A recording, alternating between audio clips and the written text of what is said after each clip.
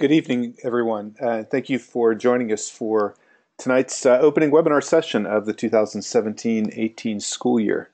I hope that my voice finds you safe. We've had some pretty crazy weather up and down the East Coast in the last few weeks, the central part of the state, and I hope everybody's joining us from safe and dry places. I want to thank you for spending your time with us tonight. Tonight's webinar is titled First American Commitment to Vietnam, and we're going to be joined by Andrew Rotter, Professor of History at Colgate University, and also a member of the Distinguished Speaker Bureau of the Organization of American Historians. My name is Andy Mink, and I am joining you tonight from my office at the National Humanities Center in Durham, North Carolina. Not so far down the road in Raleigh is my colleague Libby Taylor, who is responsible for helping us arrange and organize our webinar series. She works closely with our scholars, folks like Professor Rotter, to both put together the organizing PowerPoint and also to work with you, our attendees, to make sure that this is a seamless process and that you're able to access the materials once we're finished. So I want to thank her, as always, for the good work she does. Really, whether you're a regular attendee of our webinar series or new to the program, what you've done is decided to spend your busy time as an educator with us this evening and giving us a chance to share with you the insights and the complexities of America's role in Southeast Asia. I think really this is the core component of the goals of the Humanities Center in this series, and that's to provide teachers of all backgrounds and all levels with direct access to lead scholars on compelling topics and discuss up-to-date and emerging ideas in the humanities. I remember as a kid seeing the old NBC promo spots that used to announce, "The more you know." And for me, I think that's really a good mantra for the center. The more we know, the more we understand, the more we can navigate those complex conversations with our younger students, the better off we are. So we very much want this to be an opportunity for you to learn, to have deep conversations with each other, to be exposed to maybe a different perspective of a topic that you may know a fair amount about, and then to be able to take that back into your classroom as quickly as you can. Tonight's webinar is going to be a little bit different from the webinar series of the past. I'm going to note several changes that we've made for the new webinar series year. One of them is the switch to the GoToWebinar platform that we're currently in. We're hoping this will be more seamless and accessible than the platforms we've used in the past, but it is going to mean that there's a slightly different look and navigational feel.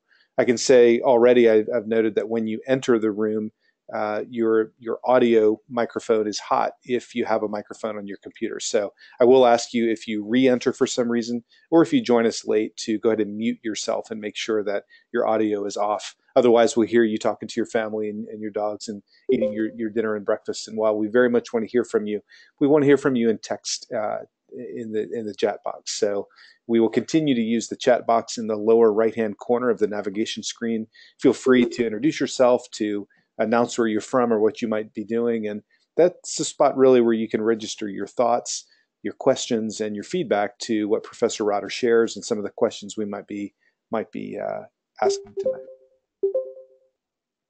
At the end of tonight's webinar, you'll also be asked to complete a survey. And after completing the survey, you will get an automatic certificate of completion. The certificate notes the time that you've spent with the National Humanities Center, although in a virtual sense.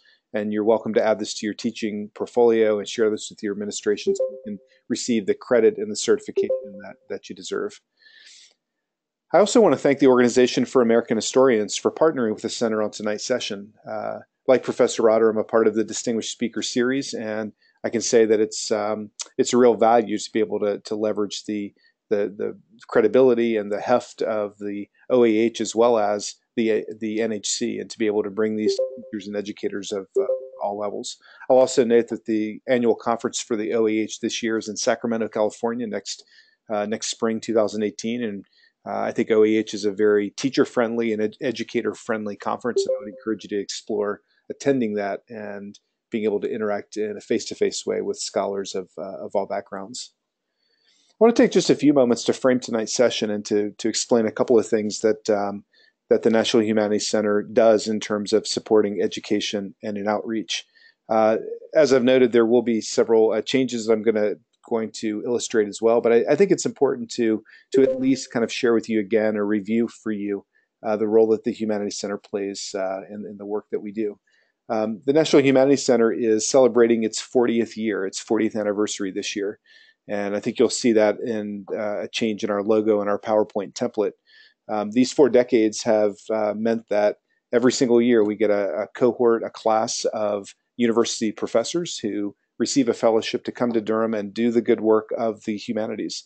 And 4 decades later, what that means is nearly 1,400 scholars have been in residence here and done just amazing and fantastic work in history and literature and philosophy and classics and art history and music. It means that 45 fields have been represented. It means that almost 1,600 books have resulted from the fellowships, including some Pulitzer Prize winners. We're very proud of the rigor and of the scholarship that happens here, but we also are very anxious to have that scholarship add meaning to and value to teaching and learning at all levels. If you pay attention to our website, you'll see a whole variety of activities that will be celebrating the 4 decades of the National Humanities Center. Some of these events will be in places like Austin, Texas, New York City, San Francisco, and Washington, D.C. And anytime you see that, please know that you are certainly welcome and invited to be a part of these events and to join this community of the National Humanities Center. I also want to note that because of the growth in our capacity and the reach of our education work, that we've renamed this series as Humanities in Class. As many of you may know and may remember, for the last 4 years, we've called this series America in Class. And while that's a good legacy title, we did want to expand that and show our support in the advancement of teaching and learning in many disciplines, not just history and literature. I think what you'll find is that our new lessons and our webinars are here to support these other disciplines, like classics and philosophy, world history and political science, geography and environmental humanities, to name just a few. And even then, I don't want to in any way sort of set that up to be siloed curriculum. I think we're very interested in exploring the ways that we can work in an interdisciplinary way, and we can find ways to bring these curricula together. And finally, I do want to note that several of our sessions this year will include and integrate teacher leaders who will discuss ways in which these complex topics can be brought to the middle and secondary grades classroom. These won't be a large part of the session. We still want to focus very much on the scholarship and the content. But I think you'll note if you go through our annual series that on several examples, we've got veteran and experienced teachers who can share their approaches and their thoughts on how to use that in the classroom. This won't be about lessons. It will be about slivers of pedagogy, about ways to approach, again, taking these topics and making them more manageable and more accessible for your students. The National Humanities Center then really codifies that, I think, by focusing on innovation and content. We're constantly finding ways to support new scholarship. We're also anxious to encourage professional and personal transformation in the educators and the colleagues that we work with. Finally, as all these pieces come together, it's really about advocacy and finding ways to articulate the value of the humanities to a much larger audience. And I think you'll find as you go through our website and you spend time looking at the resources of the National Humanities Center that those sorts of things will be available. Don't forget, we do have a rich and vibrant repository of lessons and instructional resources. As you can tell from my slide, these are still titled American Class at the moment, but we're working in the coming 12 months to integrate those and move that inventory into a much broader and much more open structure. We also have, again, this long series of webinars. This is the first of 23 that we've got scheduled for this year, and I would encourage you to sign up for as many as you can.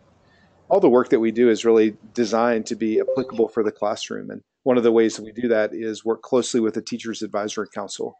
This year we've got 14 just wonderful established educators, including Carly Hill, who I see has joined us tonight. They just spent 2 days in retreat here at the center, and I think have come away with a much deeper understanding of our work. And I would encourage you to keep your eye on not only the contributions that they'll make to our year, but also the ways in which you can apply for the next class of the Teachers Advisory Council, should you choose.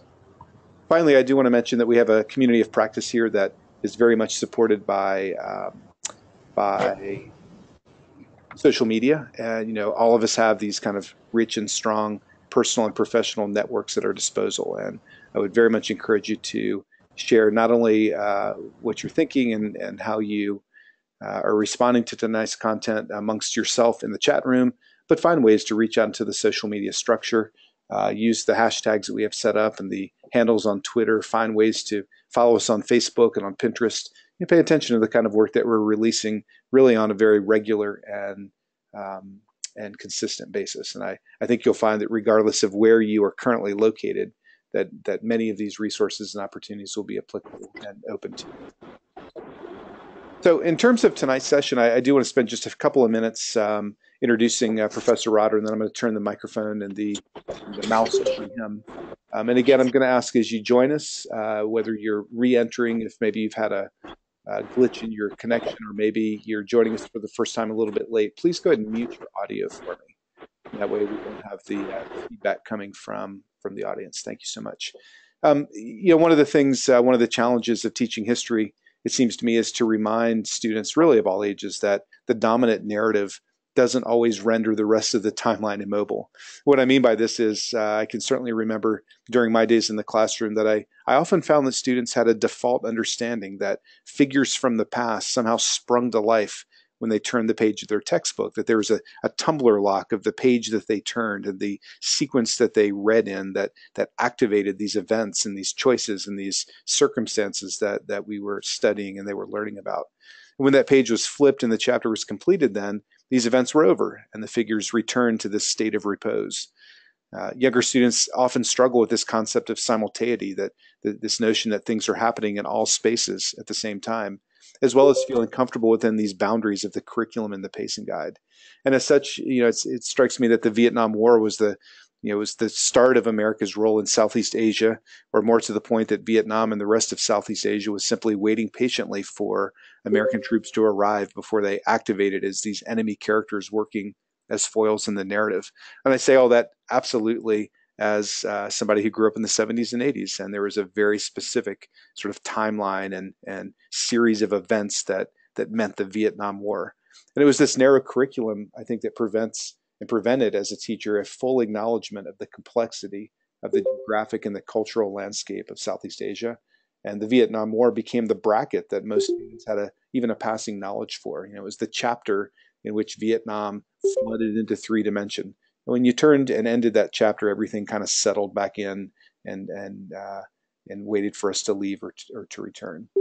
I think tonight's webinar session has been scheduled in some ways at an odd time of the year. It's in September, because most of you won't teach this part of the curriculum until the end of your course, whether that's end of the semester or end of the year.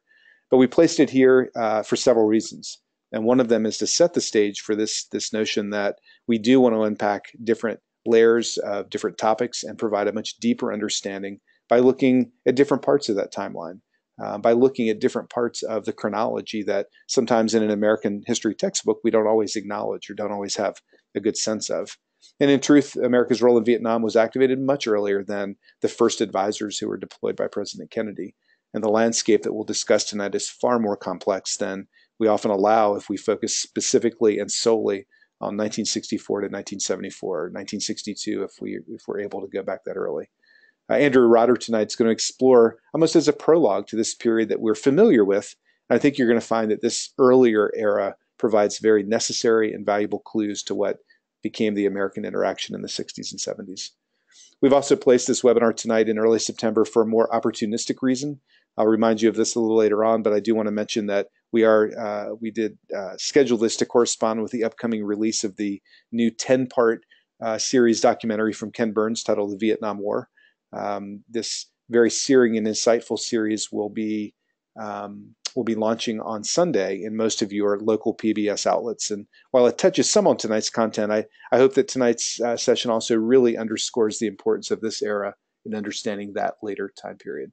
So I say all that really is a very long introduction to Andrew Rotter, who's joined us from Colgate. Andy, I think your microphone should be live and you should be able to navigate the screens. And I want to welcome you to tonight's session and ask you to take a lead. Hello? Hello, I can hear you. Thank you for joining us. Fantastic. Great to be here. Thank you all very much for joining us. For the sake of clarity, Andy Mink and I decided that tonight he will be Andy and I will be Andrew. If you want to address a question to either one of us, let's go that way. those who fought the war in Vietnam, as you no doubt know, or you can count, are aging off, and so one has the sense that the war is going to be forgotten, which is why the Ken Burns PBS series is so welcome at this point. I don't know if any of you have been to Vietnam, and certainly those of you who have been can post a question about it or make a statement about it later on. But if you go now, you'll see a striking thing. Just kind of impressionistically, most Vietnamese are young. They don't remember the war. 70% of Vietnamese in 2015 were under the age of 40. And if you talk to people about the war, apart from academics or apart from some of the old generals who are still around, a few of them are still around, they're really not much interested in talking about the war. They've moved on. They have other things to do. There are many wars in Vietnam's past. This is just one more war. So not only in the United States, but also in Vietnam, I think it's very important to cultivate a memory of the war and talk about it historically. And here, of course, I think there's a special urgency. The Trump administration, as you know, has just authorized more troops for Afghanistan in what has replaced Vietnam as America's longest war. So I think the lessons of Vietnam remain well worth pondering. What I'm going to do this evening, as you can no doubt tell from the readings and the PowerPoint, is focus on the origins of U.S. involvement in Southeast Asia and Vietnam during the crucial years 1945 to 1954. Unlike other American wars, the Vietnam War had no clear beginning. If you think about it, World War I, for example, was a declared war. Woodrow Wilson went to the Senate and said, I need war, a joint session of Congress, I need war, and he was given a declaration of war. World War II began for the United States with the attack on Pearl Harbor, after which the declaration of war was obvious. Vietnam didn't have a moment like that. And so there's some argument among historians about when the Vietnam War, the American war in Vietnam, began. I think we could do far worse than seek the source of conflict in the short decade following the Second World War, when U.S. interests in Southeast Asia became manifest and clashed with those of the communist powers, the Soviet Union, and then China after 1949, and clashed especially with rising Vietnamese nationalism. In short, I believe the American-Vietnam War began even as the French sought to maintain their colonial position in the region during the late 1940s and early 1950s. Let's start with a slide of Indochina.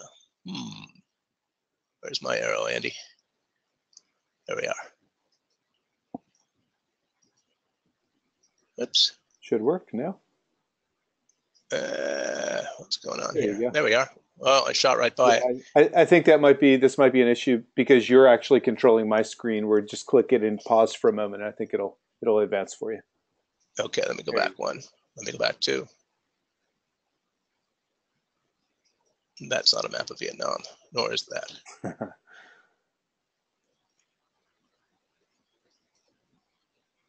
Okay, there we are. There's the map of Indochina. As you see, it consists of Laos, or consisted rather of Laos, Cambodia, and Vietnam. Indochina was a French invention. That is the idea of Indochina. They invented it when they arrived and took charge of the area over a series of decades in the 19th century. And the name denotes the French belief that the culture of the place was a mixture of Indian and Chinese cultures, hence Indochina. That was an insult, especially to the Vietnamese. They had centuries of their own civilization to celebrate. It was no derivative of anyone else's civilization. The Vietnamese also had a history of rebellion against their occupiers, starting with the Chinese in the 3rd century before the Common Era. Indeed, for years, historians dated the beginning of Vietnamese history with the occupation by the Chinese, which again, the Vietnamese disliked profoundly. How would you like your history to start with the occupation by someone else? And so the Vietnamese did not and never would take kindly to foreign rule. As imperialists did, the French brought many things to Indochina. They used and exploited Vietnamese labor to build roads and railroads. They built sewers. They improved public health, factories, schools, large-scale agriculture, including rubber plantations. All of these things were legacies of the French. They also brought new diseases, a model of governance that rewarded the privileged and the cooperative, as seen here, and disempowered the many, especially in Vietnam's villages. They started iron ore mines in which miners died in droves. And they brought, above all, an arrogance born of racism, which was, after all, commonplace in the 19th century. The French were on a mission civilisatrice, under their own terms, a civilizing mission. This implied, again, that civilization hadn't existed in Vietnam, in Indochina, before the French arrived. Oops, we jumped to Roosevelt here. Angered by this attitude, and with a history of rebellion, let's go back to the collaborators here. Right. The Vietnamese nationalists moved to insist on their rights, most notably in the Yen Bai Rebellion of 1930. They were greeted always with repression from the French. Now, all of these events were watched by and also helped to shape a man named Nguyen Ai Quoc. Nguyen Ai Quoc. That translates as Nguyen the Patriot. Nguyen is a very common name in Vietnam. It's Nguyen. Nguyen Ai Quoc. Nguyen the Patriot. As a young man, Nguyen Ai Quoc had traveled the world, reading and absorbing political and economic lessons from the United States and Europe. He came to Paris when the Great War ended, and the American President Woodrow Wilson famously called for the self-determination of people and nations. These words caught fire across the colonized world. Men and women in Egypt, in India, in China, in Korea, and in Vietnam believed that Wilson had come to free them at last from colonial rule. Nguyen Ai Quoc in Paris sought an audience with President Wilson to press the case for Vietnamese independence from France. He felt sure the great man would see him. Wilson would not. Self-determination, it turned out, was meant only for Europeans and not all of them. It did not apply to people of color, people in colonized areas.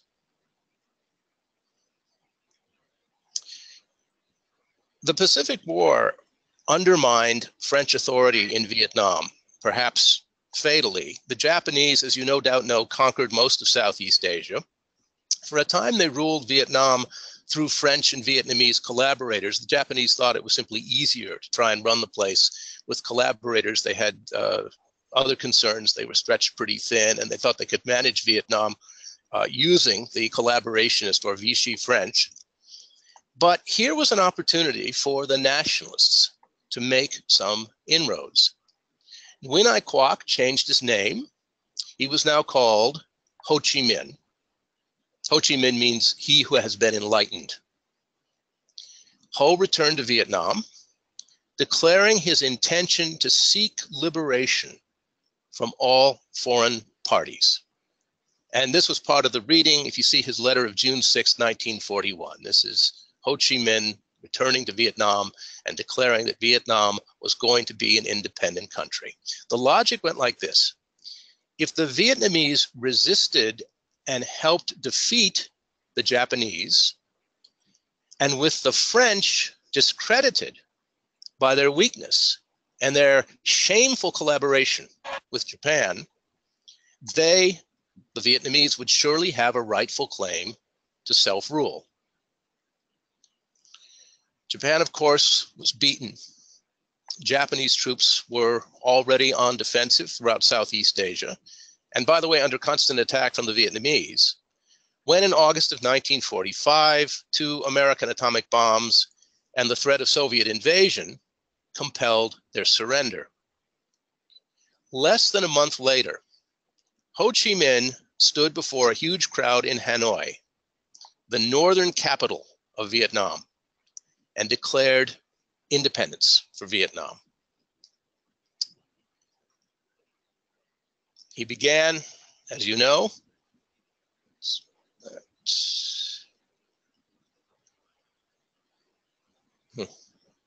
sorry, PowerPoints are That's not okay. Do you need me to advance it for you? It looks like I do. I need to see Ho Chi Minh, not him. What happened to Ho? There's Ho. There he is. The independence of Vietnam declared on September 2nd, 1945. And as you know from your reading again, Ho Chi Minh began his address with these words: "We hold these truths to be self-evident, that all men are created equal." He meant it. He was also aiming very shrewdly at an audience half a world away in the United States. He had some reason for hope on that score. The US president was Franklin D. Roosevelt. I'll go back to FDR. This is FDR, as the caption says, an exhausted FDR. FDR, as you no doubt know, had contracted polio while still a young man.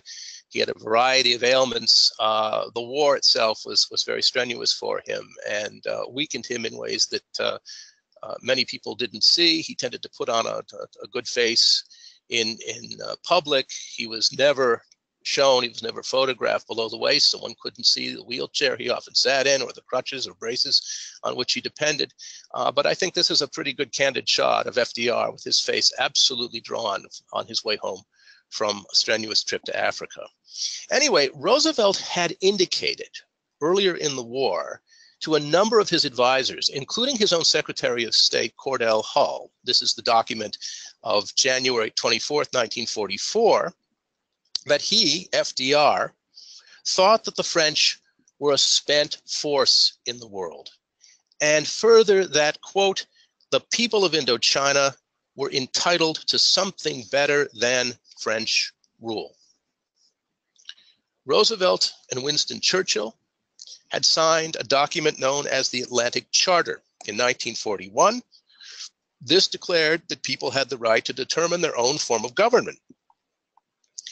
In the last days of the war with Japan, operatives of the US Office of Strategic Services, this is the OSS, the forerunner of the CIA, the Office of Strategic Services, among them Henry Prunier, and this in the excerpt in your reading, had worked with Ho Chi Minh and others in the Vietnamese nationalist organization known as the Viet Minh.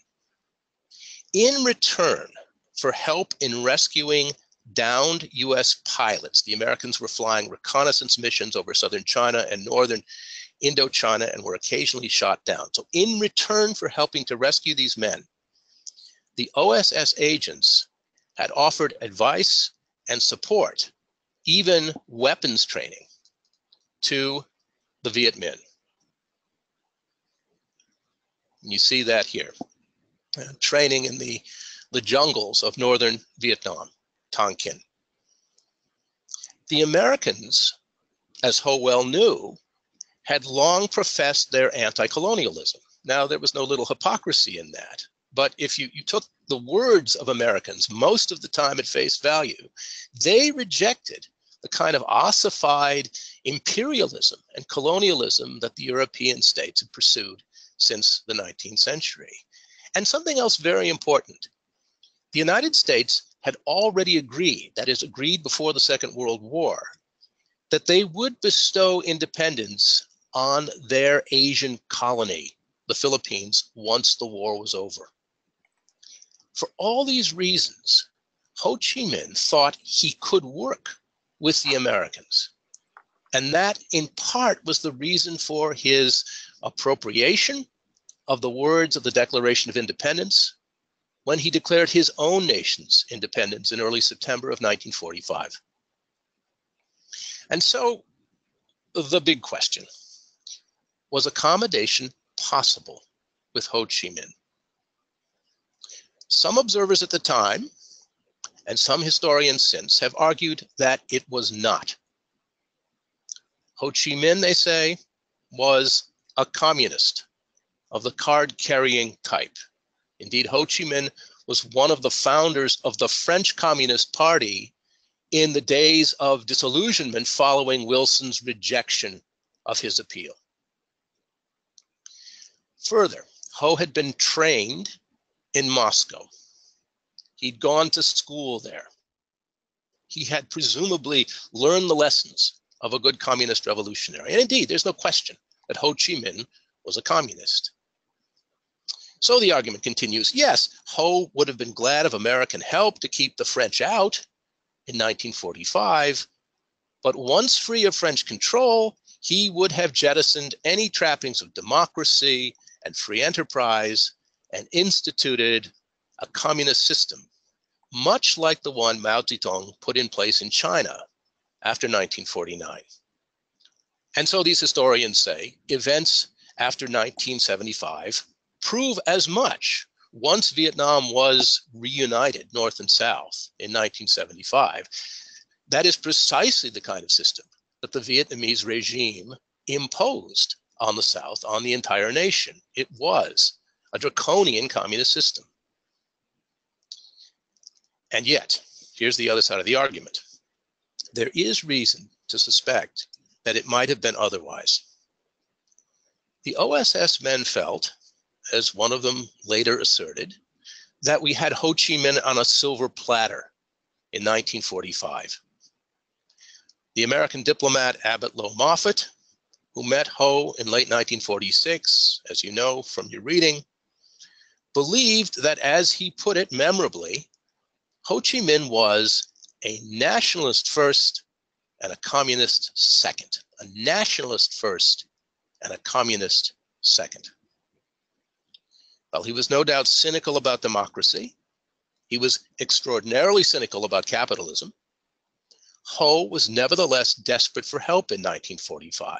And here there is agreement. Oops, we're jumping again. Why are we jumping?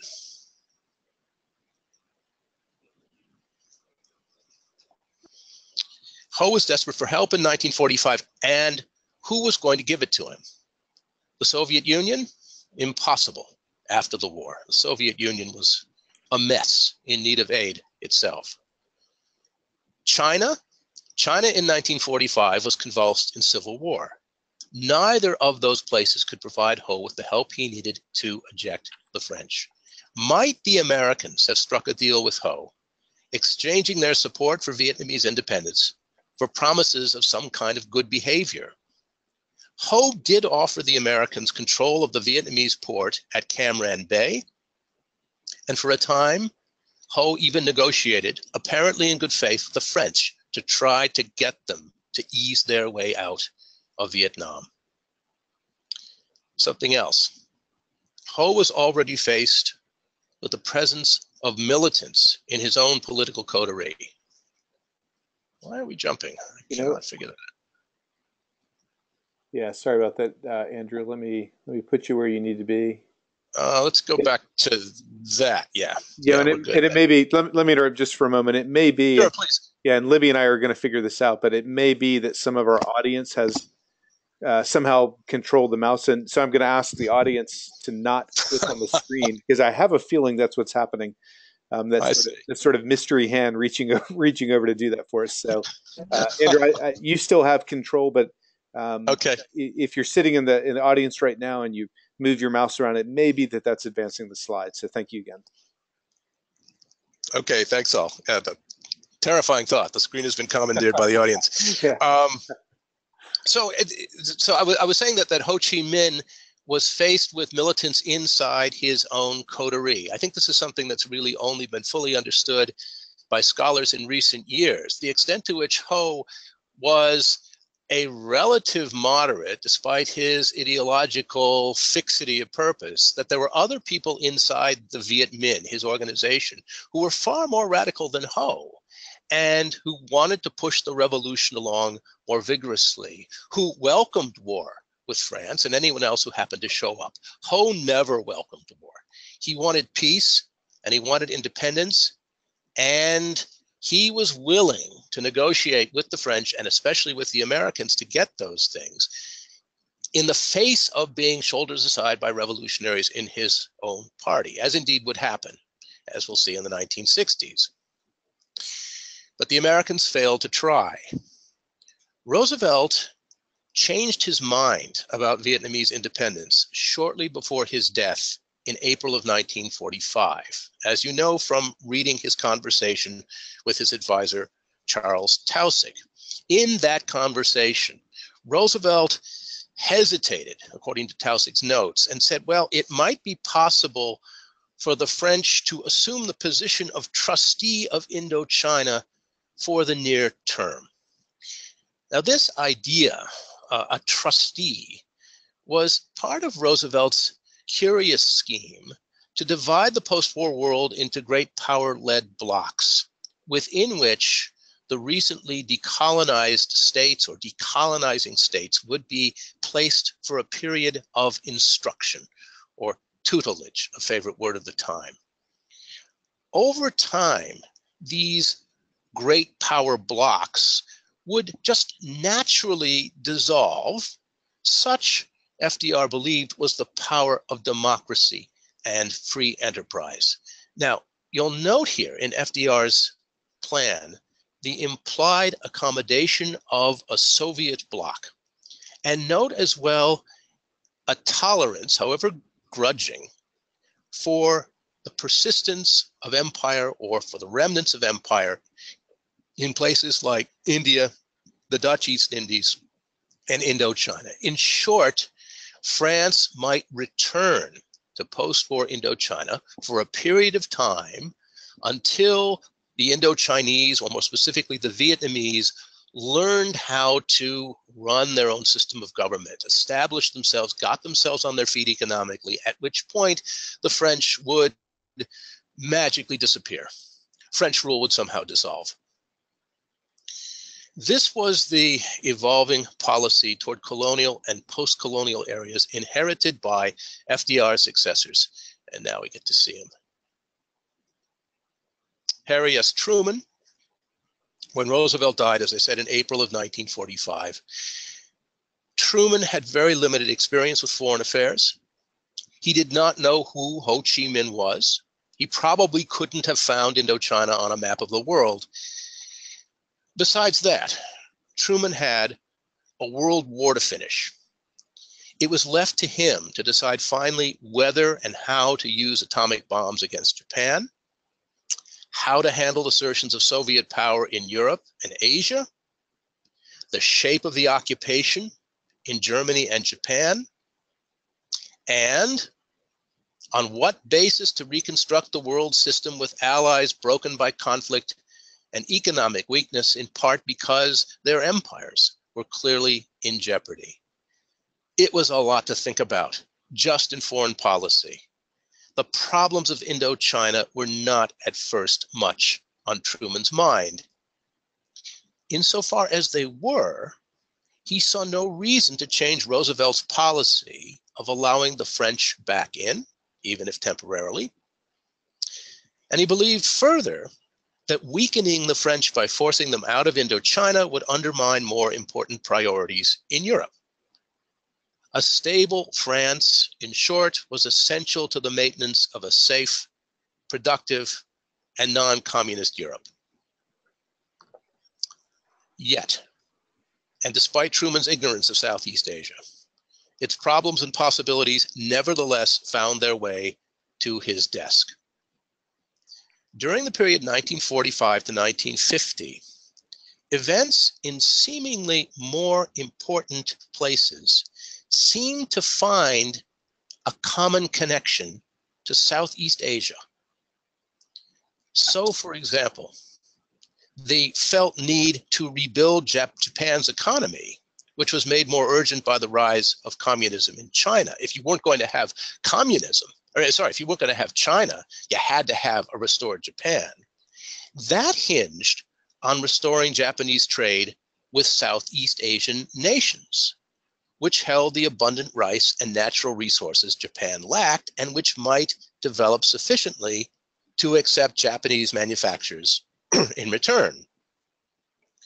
In Britain, another very important place, obviously, the post-war economic crisis deprived the government of the American dollars needed to purchase essential US goods.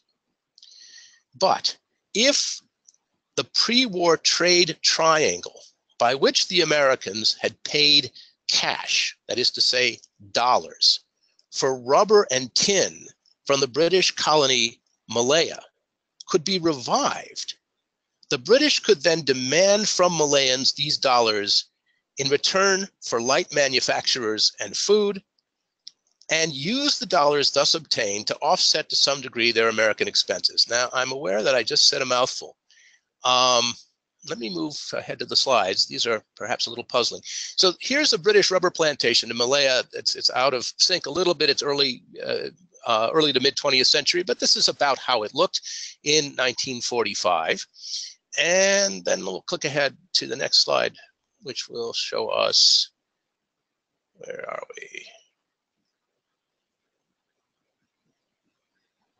Tin mining in Malaya. You see what that does to the land around 1947. Now, let me just go back over that argument. And also at this point, Andy, I don't know how you want to handle it, but this is where things get maybe a little bit unfamiliar to people. And if people want to ask questions, I'd be happy to entertain them. I could also go on and wait till the end. But let me just say again, the importance of these two products, not so much talked about anymore, but very important in the aftermath of war, during the war itself, in the aftermath of war, rubber and tin. They were found in abundance in Malaya. Malaya remained a British colony. The British before the war had to some extent offset their negative trade balance with the United States by using Malayan shipments of rubber and tin to the United States, for which the Americans paid in cash, in dollars, to then recoup the dollars by selling stuff to the Malayans, bicycles, radios, canned goods, things like that. And then using, this is the British now, using the American dollars to buy from the United States essential products. Now, this triangle of trade had been disrupted by the Second World War for the obvious reason that Japan had occupied Malaya. So the Americans had gone off and developed synthetic rubber, and they had developed other sources of raw tin. They didn't need Malayan tin anymore. But it became more and more important, the Americans understood, that if the British economy was to be revived permanently, Britain would need to restart this triangular trade, and Britain would need to get its hands on some of these American dollars for which the United States would purchase rubber and tin. So that is the political economy part of tonight's talk, and that just increased the urgency of attention paid to Southeast Asia. So, Andy, let me interrupt you just for a moment, and Please. I think you're right. I mean, you sort of set this up by in fact pointing at this notion that this is complex stuff. It may not be immediately familiar. From your experience as a university level educator, do you find that the geography, that sort of associating where these places are in space and time on a map, is the tricky part, or is it this kind of complex trade system that you just described briefly? I mean, there's a lot of webs going on here. Which one do you find to be the most relevant and the best illustration of the points that you're making? Well, the map part in some ways I find easiest. I can just draw on a map and draw this triangle by drawing lines between Britain, the United States and Malaya and Britain. And then I fill in each side of the map, these lines, with arrows and with some kind of very primitive depiction of what's going between these countries. I wouldn't advise trying to draw tin. I've tried it doesn't work, but I just write rubber and tin. So that I think comes across fairly well. What's a little tricky to explain, I find, is, and I didn't say it tonight, it's too tricky to explain, I'll say it now. I want to emphasize the need for dollars, because British currency then, as now, was in pounds sterling. And these were not currencies that could be converted one to the other very easily. So this was a post-war world in which there was still a dollar area and a sterling block. And never the twain did they meet. Now, eventually this eased up some, but in order to pay the United States for the necessary goods, Britain needed actual dollar amounts rather than pounds sterling. And so the dollars that they got for the rubber and tin coming from Malaya, and which they could then recoup from the Malayans by selling them stuff, were vitally important. So I think it's the financial part of this that is the most difficult to explain. And I don't know if I've done it well at all this evening. But you get the idea. Rubber and tin are vitally important, and they're in Southeast Asia.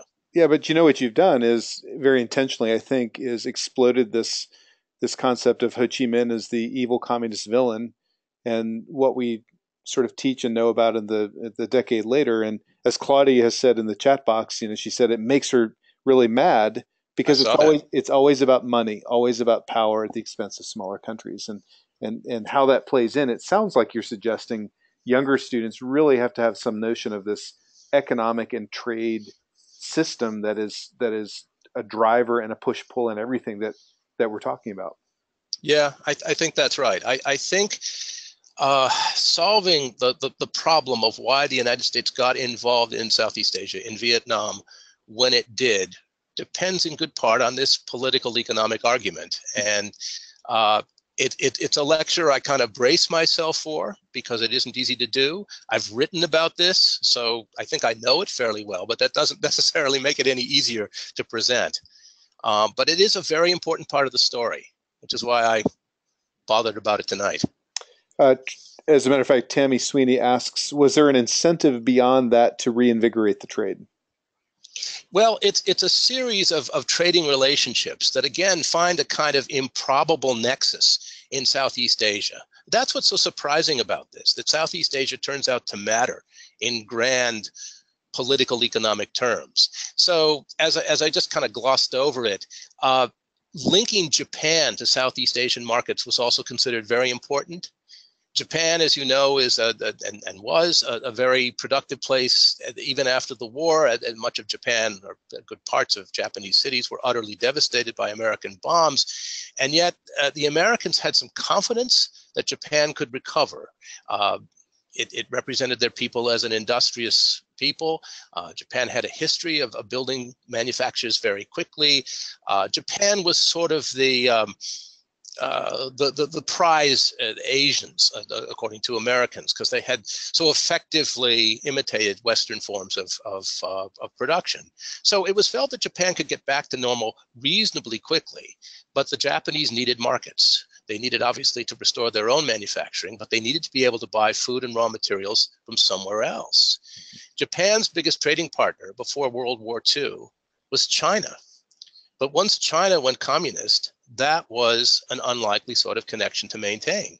You couldn't rely, obviously, on a communist state to provide the kinds of things that a trading capitalist nation needs. Right. So you could find complementary economies in Southeast Asia. And so it was trade with Britain, it was trade with Japan. And then, and I'll get to this, I think there's a strategic component too involving the French and rather improbably the Germans. I can go on if you want, or if there are questions, I'll pause and take them. Oh, I think you're really throwing out some pretty deep concepts there, and what I'm watching is our teachers figure out ways to share that with younger students. So Carly Hill, for example, from Idaho, says this would be a good case study to put all four, Vietnam, Brazil, Cuba, El Salvador, side by side for students to analyze, or perhaps even throw colonial America in there as well. That's a wonderful exercise. Yep. So yeah, I like that idea. Yeah, unfortunately, we do have a limited amount of time, so I'm going to kind of push us on. But I think what you're doing is pulling out those threads that our teachers really need to see as important pieces of this story. Okay. Let me go on and say that the key to all of this, yes, Malaya is very important economically, and yes, Thailand and Burma have lots of things in them, including a surplus of rice that would help the Japanese. But strategically, the key was Vietnam.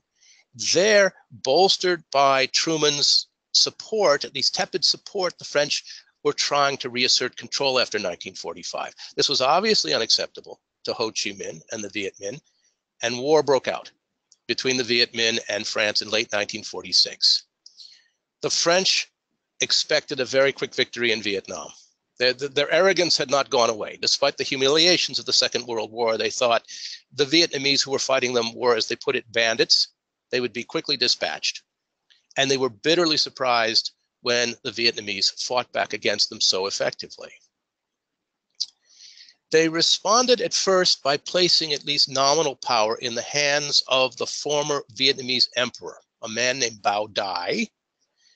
Bao Dai was not without his virtues, but he had collaborated with the French, and he had collaborated with the Japanese, and he had a well-deserved reputation for having been a playboy. His regime was based in the southern city of Saigon. So you see already a kind of polarization in Vietnam. The Viet Minh, fairly well entrenched in the north, although fighting all the time against the French with their base in Hanoi, and in the south, this Bao Dai experiment bolstered by the French in the city of Saigon. The French poured blood and treasure into the struggle, and above all, they lobbied the US for help. What did they want?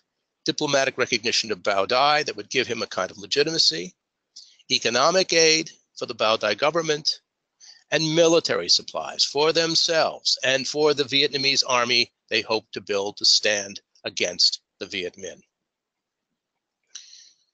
The Americans weren't sure about what they called the Bao Dai experiment, but by late 1949, they felt themselves on the defensive in the Cold War. The Japanese, British, and French economies continued to lag. Security in Western Europe seemed a priority, and the Americans felt more and more that what was now West Germany, in that divided country, would need to be part of a military structure that would at least provide a kind of speed bump to the Soviets should they invade heading west. Such a thing, that is building West Germany into part of the European security structure, the French would never allow. And you can hardly blame the French, having been invaded by the Germans twice in the last couple of decades, unless, the French said, possibly, the French said, their own commitment to the expanding war in Indochina might be lightened with help from someone else, say the United States. Only then could the French officer corps, bogged down in Indochina, be returned to France, where it could help offset restored German power inside a joint military organization. And many of you will see where this is going. We're not there yet, but we're almost there. This is going to be the North Atlantic Treaty Organization, which with West German involvement. But the French won't put up with it unless most of their officer corps is restored back to Europe, where it can offset, keep an eye on the Germans. And then two other terrible blows to the West. In late 1949, the communist powers scored two stunning successes. In August, the Soviets tested an atomic bomb. And that October, Mao Zedong defeated the Chinese nationalists and brought into existence the People's Republic of China. And so immediately, in the fall of 1949, the stakes in the Cold War had grown higher. To redress the problems of France, Britain, Japan, and even indirectly West Germany, the Truman administration felt it needed to make a commitment to the non-communist side in Vietnam, no matter how unsavory the Bao Dai government was. In May 1949, the Secretary of State, Dean Acheson, as you know, had dismissed the possibility raised by American diplomats on the scene that Ho and his Viet Minh were nationalists first. All Stalinists in colonial areas are nationalists, Acheson wrote. This was a worldwide conflict in which close discriminations between small d Democrats and anti-communists, no matter how repressive or venal the latter were no longer possible. The United States must side with the French in Vietnam. And so in 1950, the Americans began meeting French demands. Washington extended diplomatic recognition to Bao Dai.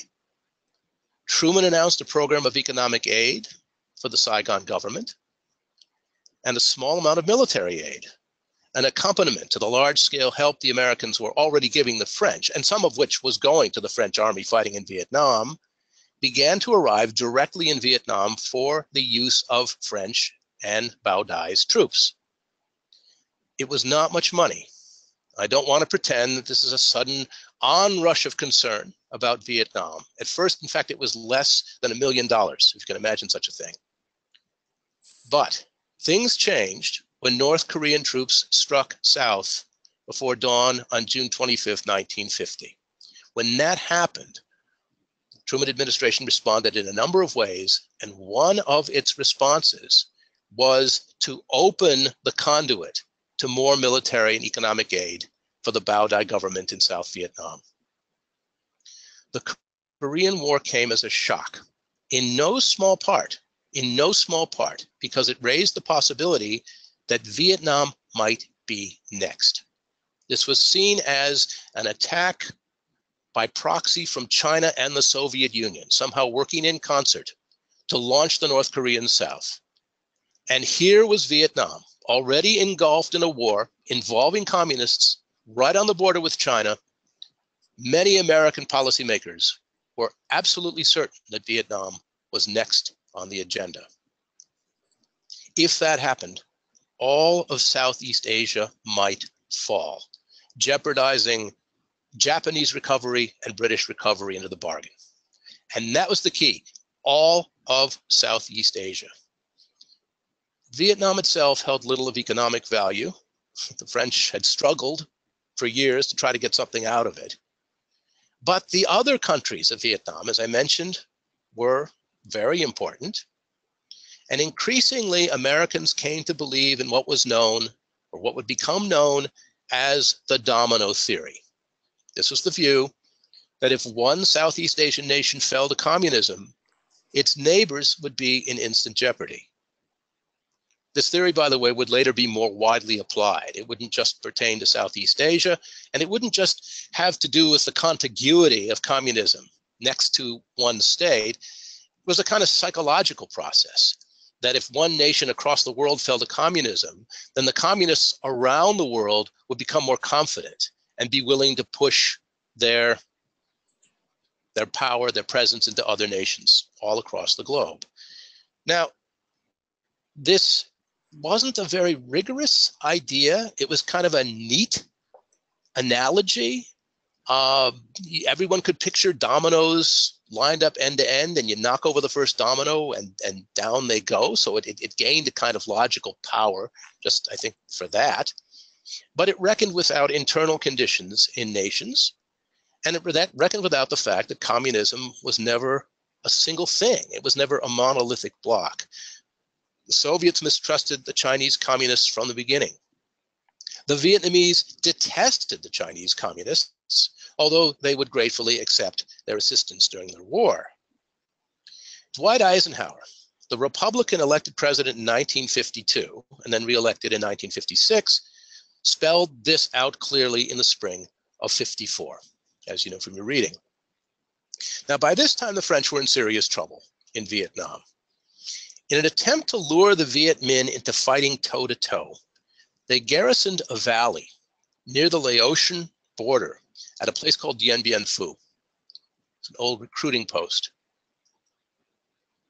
And there it is on a map. You see how close it is both to Laos and even China, some distance from Hanoi. But there's Dien Bien Phu. Andrew, let me interrupt you briefly. Sure. And I do actually, I see a question from Claudia here asking about is this really the beginning of the Cold War as well? And also some interest in the way that religion may have played a role in these decisions. The Cold War question first. I think this is part of the intensification of the Cold War. Again, and I'm sure you have these discussions with your students. When does the Cold War begin? I ask my students this question often. It's a really good midterm or final exam question. And I get some really interesting answers. Some of the best are when Bolshevism took over the Soviet Union. They created the Soviet Union in 1917.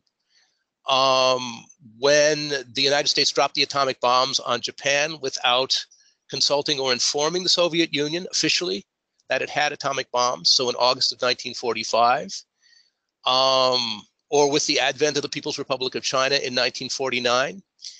I think these events in Southeast Asia were not the beginning of the Cold War, but they're certainly an important part of it. And more, even at Dien Bien Phu, the Chinese are getting involved. They are assisting the Viet Minh with arms, later with advisors. And of course, on the other side, as we've seen, the Americans are getting more and more involved. So I wouldn't say it's the beginning of the Cold War, but certainly part of its enormous intensification in the late 40s and early 50s. The question of religion, well, that's a delightful question because I'm really interested in the ways in which religion shaped U.S. foreign relations. I think religion is most salient in Vietnam a bit later on because the Americans, maybe I'll get to this, just mention this at the end of the lecture, ultimately choose, I will, ultimately choose a Catholic by the name of Ngo Dinh Diem to rule South Vietnam. And when that happens, the Americans, along with Diem, put on an enormous propaganda campaign to try to get all the Catholics living in northern Vietnam to come south. And you see this spectacle of migration, of people in motion, of Catholics who have been told that the communists in northern Vietnam are going to torture them and kill them, or at a very minimum, they're going to burn down their churches or close their churches. Whether any of that would have happened is not entirely true, not entirely clear. I think genocide is highly unlikely. That would not have happened. But so the Catholics move south.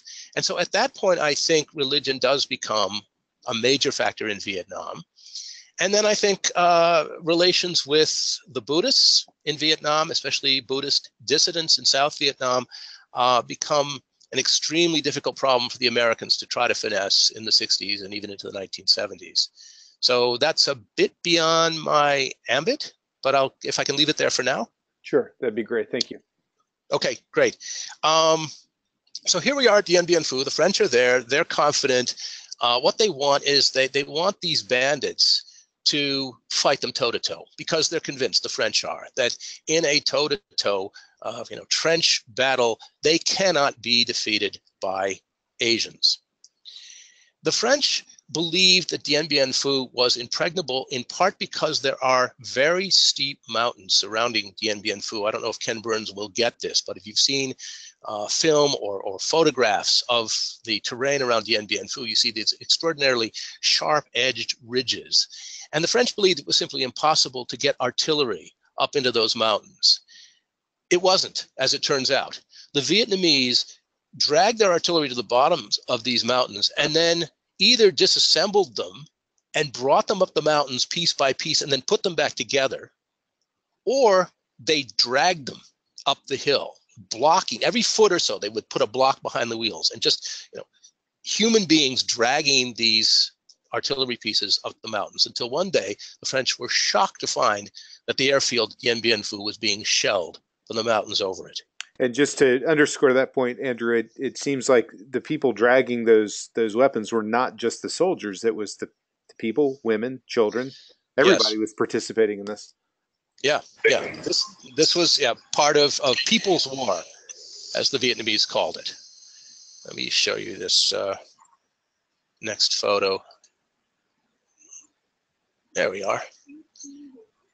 Yeah. There's a good view of it, of people dragging these artillery pieces up the mountains. You can't see the mountain there, but you get the idea that is what they're doing. and thus supported with artillery fire, the Vietnamese began digging their way toward the French perimeter. The French were in trouble. They urgently requested American help. Eisenhower considered it. He didn't want the French to lose Dien Bien Phu because he felt that if they lost Dien Bien Phu, in all probability, they would lose all of Vietnam. And so with his cabinet, Eisenhower mulled sending US troops to support the French at Dien Bien Phu. Short of that, delivering airstrikes. Perhaps if troops, boots on the ground were not such a good idea, maybe airstrikes would be. This actually is not an American airstrike.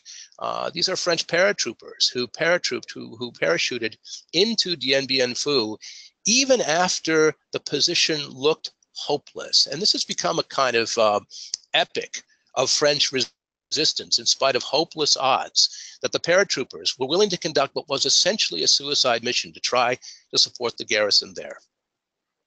In the end, though, Eisenhower decided he could intervene in Vietnam militarily only if three conditions were met. First, Congress had to approve. Imagine that, a president asking Congress whether it was okay to go to war. Second condition, the British had to go along. And condition number three, very important, the French had to agree to make serious political reforms in Vietnam and had to offer what came to be called an evolutionary statement. That is, they had to say someday Vietnam would be independent. They were evolving toward independence. None of these conditions was met. The United States did not intervene militarily at this time. Dien Bien Phu fell in early May of 1954. By this time, this is the last chapter of the talk, the French, the Vietnamese, and other parties were in Geneva negotiating terms for some kind of agreement, a ceasefire at least, and they hoped more. And sure enough, they reached agreement that summer. Under its terms, Laos and Cambodia were made independent countries. Neither had much of an indigenous communist threat, although the Vietnamese communists were very interested, especially in Laos at that point. Vietnam was divided at the 17th parallel. Ho Chi Minh and the Viet Minh got the north. The south stayed tenuously in the hands of Bao Dai and the French, although as it happened, neither lasted long. And then perhaps the most significant single provision of the Geneva Agreement, a national election was to be held in Vietnam in 2 years' time, in 1956. The election would reunite the country. For now, two zones, north and south. These were not nations. Everyone at Geneva understood that these were not to be permanent political entities. This was a temporary armistice zone to be reconciled by reunification in 1956. It was less than the Viet Minh had hoped for. They had hoped that they would be given more. Let's find my arrow here. Yep. I've lost my arrows, Andy. There we are. Here's the Geneva deal. You see a shot of the table at Geneva, and then the settlement on the ground in Vietnam. There you have the line at the 17th parallel. As I said, this was less than what the Viet Minh had hoped for. They thought their position on the battlefield meant that they deserved more, but they had their arms twisted. Their allies, the Soviets and the Chinese, forced them to accept this agreement. Neither of the communist powers wanted a large American presence in Southeast Asia. Both insisted that the Viet Minh make this deal. And in some ways, Ho at least didn't care because he was so confident of victory in 1956. He felt that there was no question that when the people of Vietnam voted, they would vote for him. Once again, I've lost my arrow. That's all right, I got you, Andrew. All right, thank you so much. Here we go. Now, there was only one major nation that resisted the Geneva Agreement, and that was, of course, the United States. Washington agreed not to disturb the agreement by threat or use of force. The U.S. would not disturb the agreement by threat or use of force. But it instantly raised its level of commitment in the South. Interestingly, the French saw the writing on the wall and they soon left. This is, I think, one of history's great anticlimaxes. The French desperately wanted to stay on in Vietnam. They clung to it. They fought for it. They died for it. And in the aftermath of Dien Bien Phu and Geneva, and especially with the presence of the United States taking more and more responsibility for propping up this government in the South, they simply felt it was no longer worth their time and trouble. And so by 1955, they had pretty well left. In the meantime, the Americans shouldered aside Bao Dai and replaced him with the man I mentioned earlier, this Catholic Mandarin by the name of No Dinh Diem. The Americans funneled aid to Diem's government. They equipped his army, and they brought the entity that was Southern Vietnam. Remember, it was not supposed to be a state. It was an entity into association with a new organization known as the Southeast Asia Treaty Organization. In this way, validating the existence of a South, capital S, South Vietnam that was not supposed to exist. In 1956, Diem refused to hold the reunification election, and the US backed him. And in went the military advisors and the CIA, which had replaced the OSS in 1947. Now, before I move to the final slide, I just want to point out these two guys. This is the General Secretary Liz Wan on the left of the screen. On the right, General Von Nguyen Giap. Giap you may have heard of. Giap was the one who directed operations at Dien Bien Phu and was the leading general in North Vietnam. And he is justly celebrated as the military architect of many North Vietnamese victories. We have come to learn in the last few years, owing to the work of scholars who are reading now open Vietnamese archives, that this man, Liz Wan, who was a hardliner, gained more and more control over the North Vietnamese Politburo by the early 1960s. He even managed to push aside the aging Ho Chi Minh. He and Giap didn't get along. And although he let Giap run a lot of the military operations, Liz Wan was clearly the guy who was calling the shots. So this is an interesting thing, something that might be worth sharing with your students. It definitely complicates matters, but it's something that I at least found fascinating when I learned it a few years ago. Anyway, I mentioned that the CIA went in. Agents conducted a whole lot of operations in Vietnam. These were known as the Black Psy War for psychological warfare. Black meaning simply secret. I am clicking, I am getting no response. There we go. So here we have, this is now a bit past the time period, but this is an American advisor on American soldiers, whoops, I messed that up, talking with the Vietnamese. There were, in the early days, the small number of American advisors and CIA people in Vietnam were working closely with the people, they said. But in any case, the Americans had taken sides. The Americans had underwritten their commitment to its side with money and arms and boots on the ground.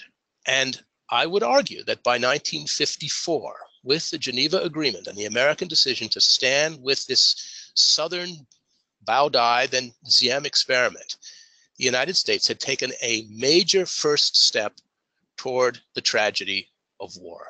I have one more slide. Andy, if you can just advance me one more. I'll do it. Many thanks. Sort of the last dramatic shot. And those are my remarks. And I would love to have some questions. Andrew, we've got some time for questions. I'm going to give the teachers a few moments to type them in, but I've got one for you to start. Sure. And I'll say this to our entire audience. We currently at the National Humanities Center have a project in collaboration with Vietnam National University to explore that contested landscape between Hanoi and Dien Bien Phu. And so we're taking a team of educators and scholars to this region.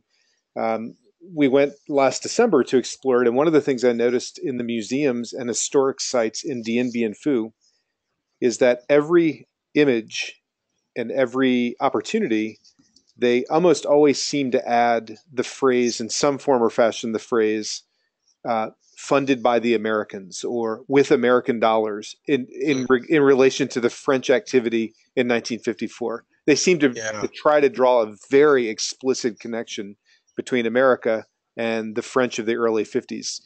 What do you make of that? I think that's an interesting tension between the historical establishment, Vietnamese officials, and the rest of the population. As I said at the outset, I think most Vietnamese, as I read them, are ready to move on.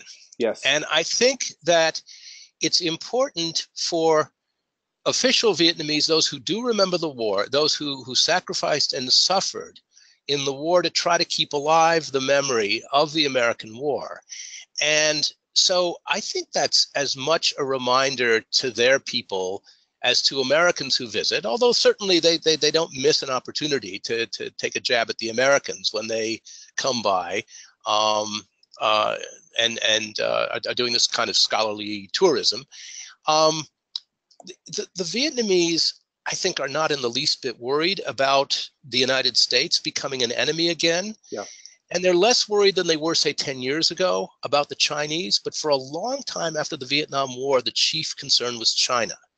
And so in a way, they kept alive the memory of the American war in order to keep people vigilant against the possibility of an attack from the Chinese. Right. I don't think they rule it out completely now.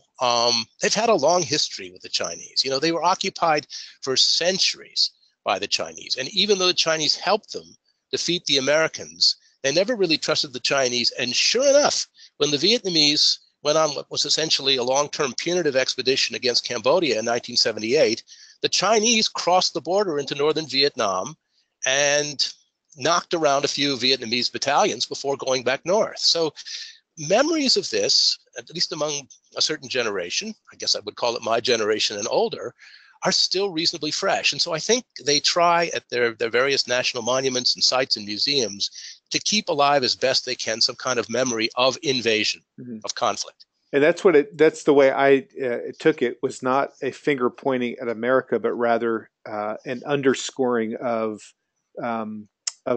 standing against the aggressor and the oppressor.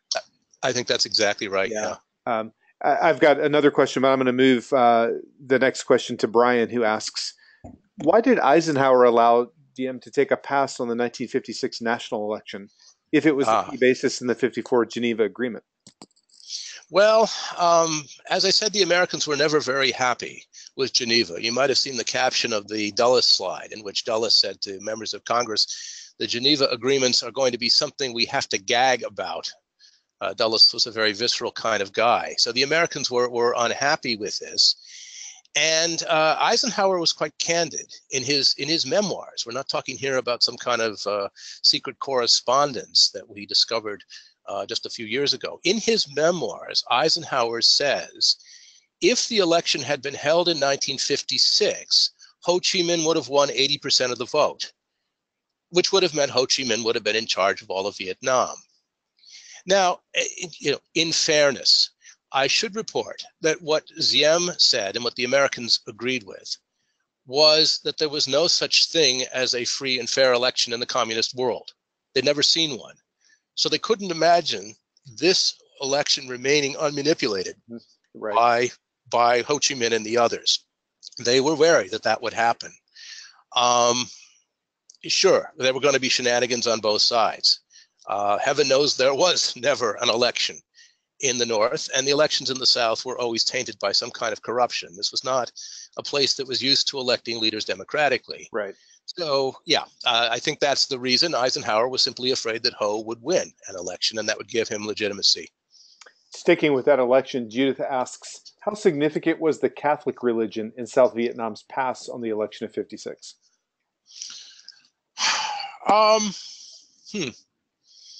The direct link between the two is a little hard for me to spot, but certainly what I said before is right, and that is the context for everything Diem did, and therefore the South did, was this religious difference.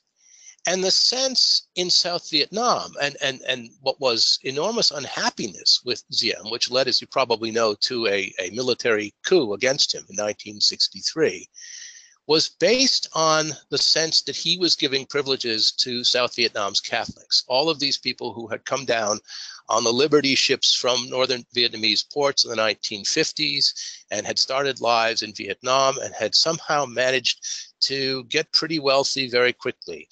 That was suspicious, and that there was a very strong sense that Diem, as a Catholic, was going out of his way to favor other Catholics in South Vietnam. I have heard people say that it was the Catholicism of Diem that was the most important reason for his lack of support in South Vietnam. I don't know. I think there were other reasons, both personal and, I suppose, structural, or maybe just political, that made Diem unpopular. He never really connected with the people. He wasn't used to that. He was kind of a Mandarin. When he went off to, because his American advisors made him go on a campaign stop in the late 1950s in the northern part of South Vietnam, when he came back to the helicopter, he looked down at his shoes, which had been very carefully polished, and he said with a kind of disgust, "They stepped all over my shoes," as if this is not what people were supposed to be doing. Well, in America, you get your shoes dirty when you're out campaigning.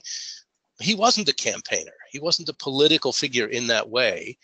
He simply felt that he had American support and he had a kind of mandate of heaven, Catholic style, in South Vietnam. So I think the Catholic part was always very important. It's, as we like to say, evasively, not without influence. But I think other things probably weakened Diem even more. One last question I'd like to ask you, Andrew, is this, given the geography of this region and the events that you've described, I haven't heard you mention Thailand yet. That's a very strong Thai area. What's your impression of the role of the Thai culture in this evolution? Well, I think a couple of things. First of all, Thailand in some ways confounded the domino theory. Now, Americans who believed in the domino theory, and actually most of them had kind of decided by the mid-60s that it really wasn't valid, but before that, believed that Thailand needed to be bolstered dramatically. And indeed it was. Thailand became kind of an American military base where you could fly airstrikes from Thailand, you could insert troops from Thailand, and especially into Laos. Thai troops were funded by and armed by the United States and sent off to Laos to fight the communists in Laos. So Thailand became a kind of Southeast Asian pillar of American interests. But I think it was also true, whether or not Thailand had been armed to the teeth by the United States, that the internal conditions in Thailand were never friendly to communism. And to imagine somehow that the Vietnamese were interested in engaging in a war with the Thais, I think is to confound history. This was always about a kind of conceptual Indochina. There's no question that the Vietnamese had designs on Laos and Cambodia, although things didn't go the way they expected in Cambodia. But beyond that, this was not part of a vast communist conspiracy, the red tide flowing south. This was a narrow, crabbed, unpleasant communist regime in Vietnam that nevertheless understood the limits of its power. I don't think it was ever going to Thailand. It was never going to Burma. It was never going to Malaysia. Mm-hmm. So, yeah, that's my answer on Thailand. Okay. One last question, and then we're going to have to wrap up tonight's session, unfortunately. Andrew, I want to ask you this. Again, Ken Burns' film is coming out on Sunday. There'll be a lot of buzz and a lot of talk about the Vietnam War, which I think leads a lot of credibility to the session that we've had tonight and provides our teachers a lot of structure for that. But give us just a handful of takeaways, the top 3 things that you would want teachers to remember in trying to somehow capture what you've shared, or at least prepare students to understand the 1960s and 70s. What are those key things that we have to keep in mind? Okay, I guess the first thing to say is the Cold War context of this, the importance of the Cold War in shaping these events, that the United States got involved in Vietnam in good part because of its concerns in Europe. Second, I would say the contingency of events. I asked that question about whether Ho Chi Minh might have been somehow reconciled to an American presence, a long-term presence in Southeast Asia. We'll never know, but I think the preponderance of evidence is that he might have been, in which case we would not have had the Vietnam War, or would not have taken the form it did. So contingency, I think, is the second lesson. And then third is just this powerful sense of tragedy. And I'm guessing that's where Ken Burns is going to go with this. And tragedy is something that allows for not really good and evil, but for compassion and decency, and also venality and awfulness on all sides of this. And certainly, I think you come away feeling just this sense of desolation about what might have been or what might not have been. But you also have this sense that there were good people on both sides of this, and one wishes that it had not gone the direction of Greek tragedy, with a sense of inevitability about a terrible outcome. So that sounded a bit grand and a bit weak, but that's the best I can do on the spur of the moment. Yeah, that's really good. Thank you so much, Andrew. I really want to thank you for joining us tonight and sharing your expertise. I know Sure. I can tell from our comments and from everybody in the chat box that we found this extremely valuable. So, Andrew, thank you very much. Thank you all very much for coming. Thanks, Andy. I do want to end tonight's session with just a couple of announcements and things I'd like to share. One of them is a note that we will be hosting a 2-week summer institute at the National Humanities Center in July 2018 for 36 teachers from around the country to explore this notion of the contested territory and America's role in Southeast Asia from 1945 to 1975. We're going to be opening up registration and application for this institute later this fall, so I would encourage you to keep your eyes on our website and to the constant contact reminders that you get. We'll be accepting applications and then choosing the 36. This does come with a travel stipend, and we will ask you to come to North Carolina for 2 weeks and spend time here at the center. So it's tied directly into tonight's content. I also want to mention that again, the Ken Burns film is coming out this coming Sunday, and PBS Learning has done a lot of work in terms of creating lessons and identifying both video, audio, and text-based resources that can correspond with the documentary. So check out your local PBS stations. Go to PBS Learning to find their lessons. We use WUNC here in the Raleigh-Durham area, and I can tell you that they're high-quality resources that the National Humanities Center is certainly pleased to co-promote. And finally, I'd like to ask all of you to not only join us for future webinars, but to share our webinar registration with all of your professional and social networks. Get your faculty involved, and sometimes get your students involved. While this is a very adult conversation for other adult educators, it may be well worth your time to consider adding it as an assignment to your secondary or AP level classes, or using our recordings. And we will have recorded tonight's session. We'll make it available along with the PowerPoint so you can use it in your classroom. So please share this with all of your colleagues, and we hope to see you again. Our next webinar will be next Thursday night, September 21st. This will be a second of a 2-part series on Vietnam, and we'll focus specifically on the war by looking at the role of technology in fighting the ground war in Vietnam. We'll be working with Bernie Carlson from the University of Virginia. Thank you again for joining us. Please be sure to complete the survey, which will come to you automatically once our webinar is finished. Once completed, you'll get a certification of participation. And again, we hope to see you next time here at the National Humanities Center. Thanks again, everybody. Have a great night.